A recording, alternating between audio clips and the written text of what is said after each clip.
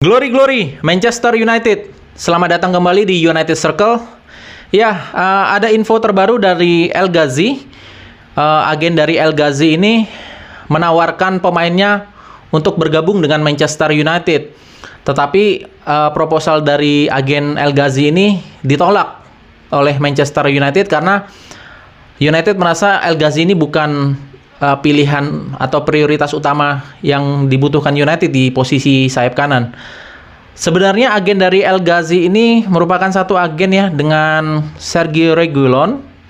Kemudian dia juga agen ini membawahi pemain sekelas Philippe Coutinho. Dan kalau kita berbicara tentang El Ghazi, ya dia punya fleksibilitas bermain yang cukup baik. Dia bisa bermain sebagai winger kanan, winger kiri, dan penyerang.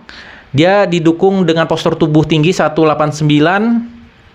Kemudian pemain internasional Belanda keturunan Maroko ini sebelumnya pernah merasakan bermain di Premier League bersama Aston Villa, Everton. Aston Villa di tahun 2019 dan Everton di tahun 2022.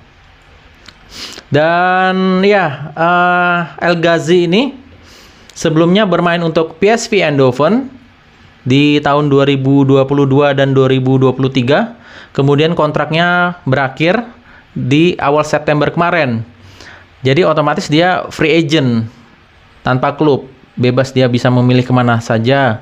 Dan kemudian ya kalau kita melihat gaya main dari El Ghazi, gue lihat di highlightnya ini pemain B aja sih.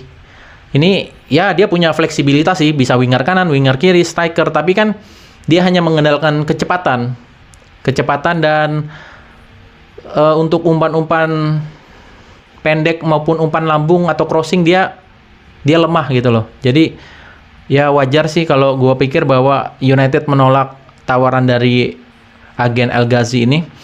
Dan dia tentunya sudah cukup kenal ya dengan Erik ten Hag walaupun dia dari sama-sama Belanda. Dan keterangannya di sini memang dia pernah bermain untuk Ajax Amsterdam di tahun 2014-15. Ya waktu 2014-15 kan kalau nggak salah Erik ten Hag itu masih melatih Bayern Munchen B. Jadi ya mungkin secara personal dia belum ketemu langsung dengan Erik ten Hag, dilatih Erik ten Hag. Dan ya kalau kita berbicara tentang El Ghazi ini merupakan pemain tipikal lari ya. Kalau gue ingat sih pemain winger seperti misalnya Obertan, kemudian BB, nggak tahu BB itu winger kanan atau striker karena itu kan perjudian besar Sir Alex kemarin membeli kucing dalam karung BB. Kemudian ada lagi Wilfried Zaha. Nah, El Ghazi ini gaya mainnya mirip-mirip seperti mereka gitu loh, yang mengandalkan kecepatan. Dan kalau gua pribadi untuk memfavoritkan winger terbaik United atau pemain sayap United ya tentunya Luis Nani sih. Luis Nani itu pemain favorit gue sih karena Nani ini sebetulnya komplit ya. Bisa dibilang tendangan bebasnya bagus, umpan crossingnya akurat, baik itu umpan datar maupun umpan lambung. Kemudian Nani juga mempunyai kecepatan yang sangat bagus. Gocek-goceknya oke banget sih gue pikir ya. Terus dan selebrasinya itu loh, salto kan. Jadi sempat menjadi bahan perdebatan ketika Sir Alex melatih United. Nani itu dilarang melakukan selebrasi salto karena itu berbahaya sekali untuk dirinya. Ya kalau dia salah mendarat gimana? Ankle-nya bisa cedera kan.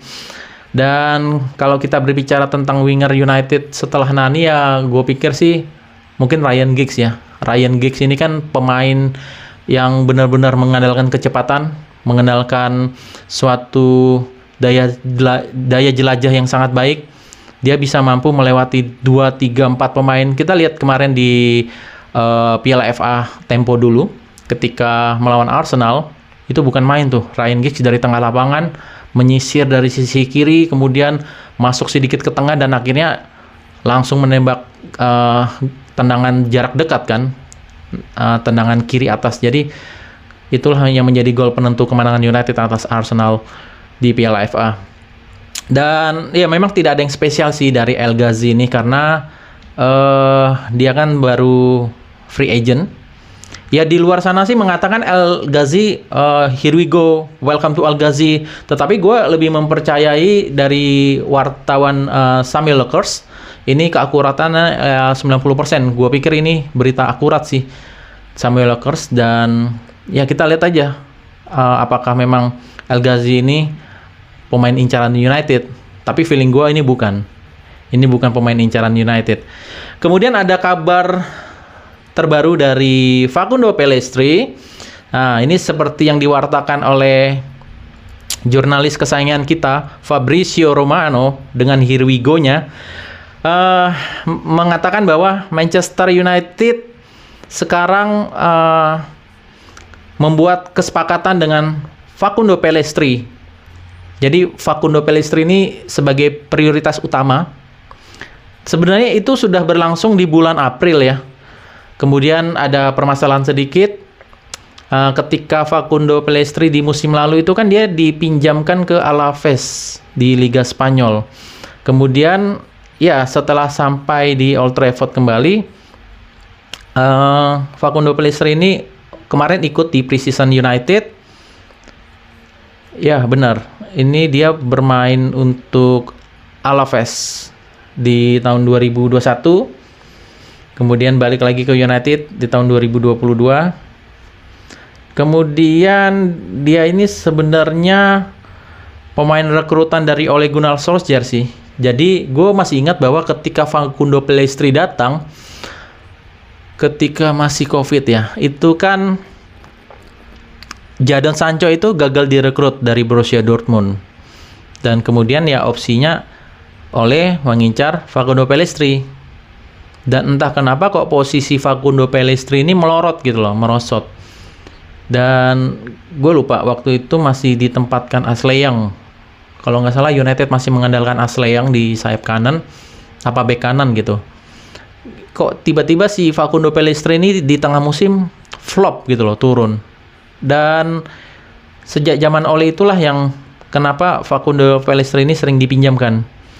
Kemudian kalau kita membahas Facundo Pellistri ini, dia satu agen dengan Eduardo Camavinga, Jack Grealish, Luke Shaw, kemudian ya banyak pemain UK yang dibawahi agen dari Pellistri ini. Robert Sanchez, kiper Chelsea. Ya, ini bukan agen sembarangan ya, Facundo Pellistri ini. Jadi gue pikir dengan sisa kontraknya sampai 2025, Facundo Pellistri ini seharusnya diberikan kesempatan lebih oleh Erik ten Hag. Ini kesempatan bagus untuk Facundo Pellistri menunjukkan kualitasnya di sayap kanan.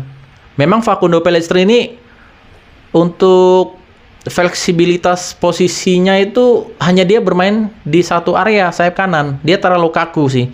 Jadi yang gue lihat dari permainan Facundo Pellistri ini adalah dia mampu untuk menelusuri sayap kanan United, dia mampu untuk melewati, tetapi ya kelemahannya di body ball ya.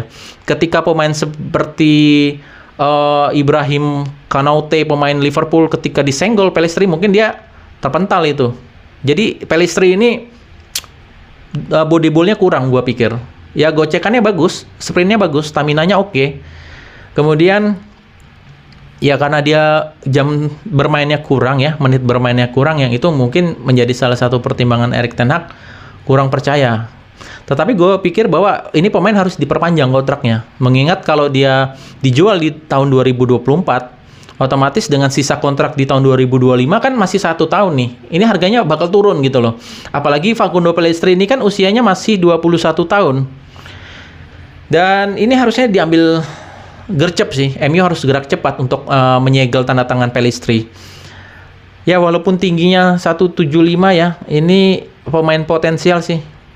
Alejandro Garnacho jilid 2 lah gue pikir.